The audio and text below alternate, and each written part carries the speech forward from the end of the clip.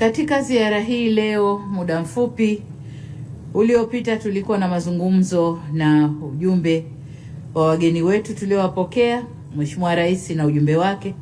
Tumejadili masuala mengi sana yenye lengo la kukuza na kuimarisha uhusiano zaidi na ushirikiano kati ya mataifa yetu mawili.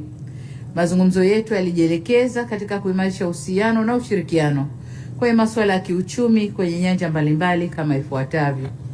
Moja, biashara na uwekezaji. Tumekubaliana sote kwamba kiwango cha biashara kati yetu bado kiko chini, lakini kuna fursa kubwa za kuweza kukikuza, hivyo tukubaliane kukuza biashara.